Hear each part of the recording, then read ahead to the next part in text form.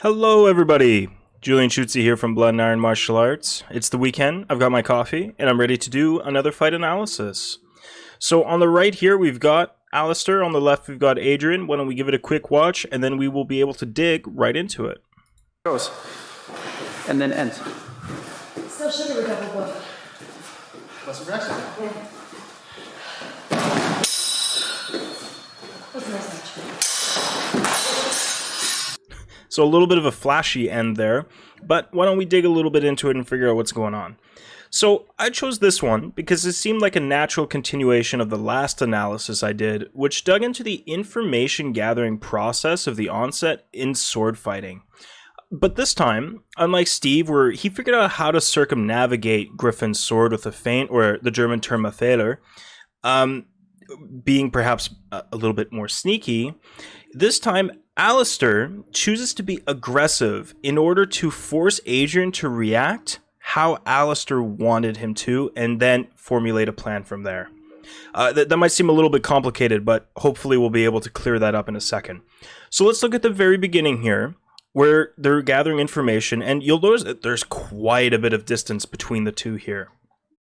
That's because at this point, they're just visually trying to see if they can come up with a plan or start figuring something out.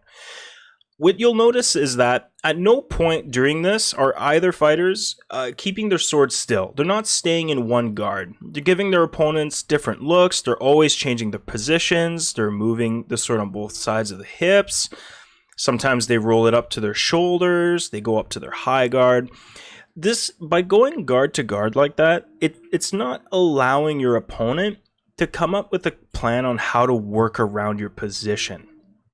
If you stay in one spot for too long, you're giving your opponent time to think about, oh, he's in this position. What can they throw from there?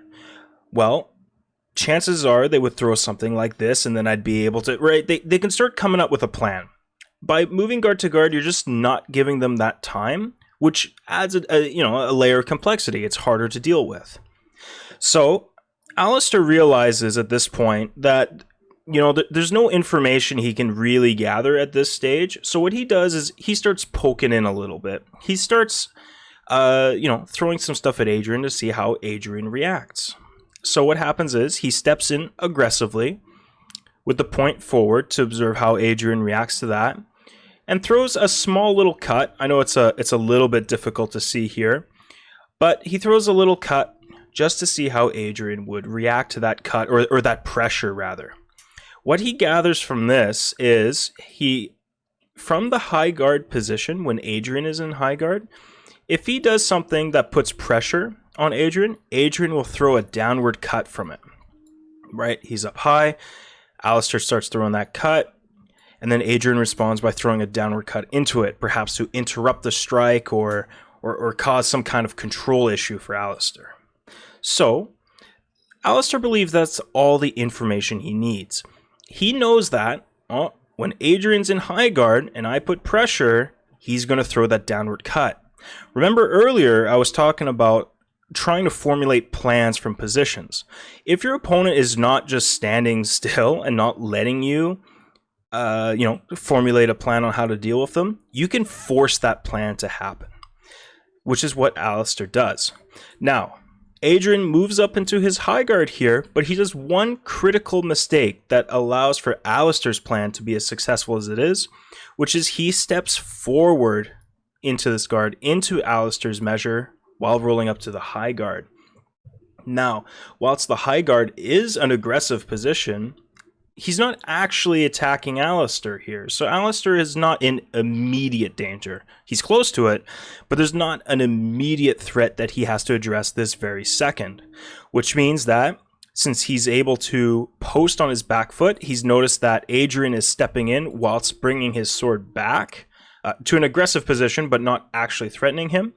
He immediately posts on this leg and then launches himself into a covered position, because he knew from that previous exchange that when pressured in high guard, Adrian will throw that downward cut. So he committed to it. He came in for aggression, And it paid off because he closed off that line of attack from Adrian. Adrian, he did that cut exactly as how Alistair planned.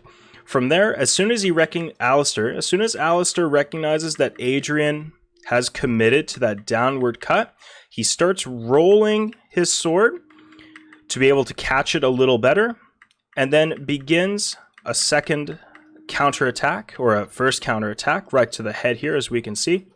Whap. And then throws a second for good measure. And he sees as Adrian is coming in for an afterblow, he rolls his sword back to be able to cover himself in a pretty movie-esque way, which was pretty cool.